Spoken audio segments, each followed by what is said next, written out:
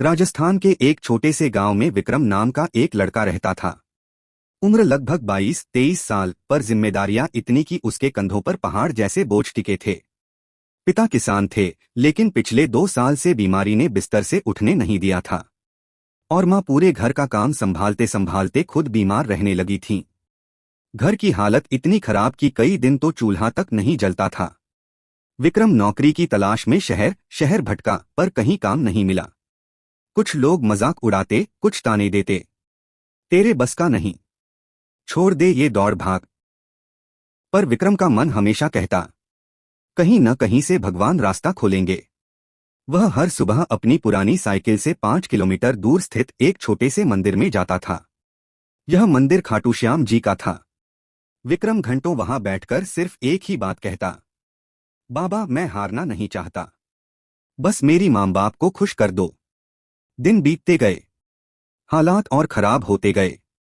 एक दिन तो ऐसा आया कि घर में खाने को दाना तक नहीं था। माँ की आंखों में आंसू थे, पिता की आवाज कांप रही थी। विक्रम कमरे में जाकर चुपचाप बैठ गया और पहली बार उसने कहा, शायद मैं वाकई असफल हूं। लेकिन उसी रात कुछ ऐसा हुआ जो उसकी जिंदगी बदल गया। रात के लगभग 1 बजे थे। बाहर हल्की हल्की हवा चल रही थी। विक्रम घर के आंगन में बैठा आसमान देख रहा था। तभी अचानक उसे ऐसा लगा जैसे उसके पास कोई खड़ा है। उसने मुड़कर देखा, कोई नहीं था। लेकिन उसी समय घर के अंदर खाटू श्याम जी की छोटी मूर्ति से हल्की सी खुशबू आने लगी, जैसे ताजे गुलाबों की। विक्रम घबरा तो गया, पर धीरे धीरे उसके मन में अजीब सी शांति उतरने लगी। उसने मन ही मन कहा, बाबा क्या ये आपकी निशानी है? अगली सुबह वह रोज की तरह मंदिर पहुंचा। मंदिर के पुजारी जी ने उसे देखते ही कहा, बेटा कल रात मुझे सपने में संकेत मिला है कि आज कोई युवक यहाँ आएगा और उसे श्याम बाबा का काम मिलेगा। क्या तुम कोई काम ढूंढ रहे हो? विक्रम चौंक गया। उसने हाँ में सिर हिलाया। पुजारी बोले, पास के शहर में एक बड़े भंडारे की जिम्मेदारी है। उन्हें भरोसेमंद लड़का चाहिए। मैंने तुम्हारा नाम दे दिया है। विक्रम को समझ ही नहीं आया कि यह कैसे हुआ, पर उसने हामी भर दी। वह शहर गया तो पता चला कि काम केवल भंडारा संभालने का नहीं, बल्कि एक बड़े ट्रस्ट में स्थायी नौकरी मिलने वाली है। सैलरी भी अच्छी, खाने रहने की सुविधा भी।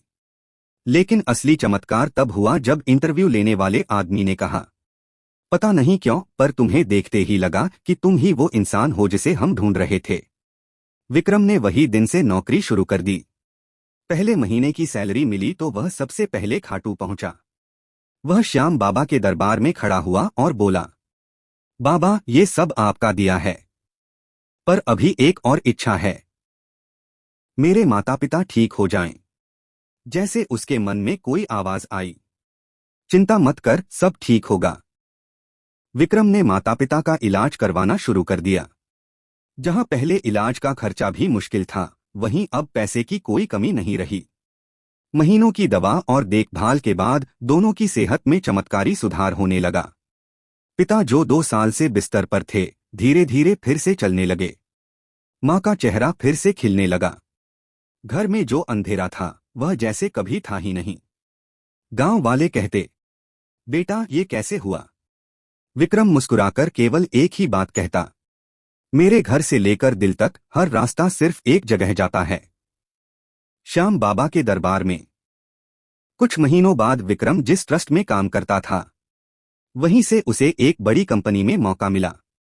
सैलरी कई गुना बढ़ गई, घर बन गया, कर्ज उतर गए, और वह हर साल खाटू आता और सेवा पूजा करता।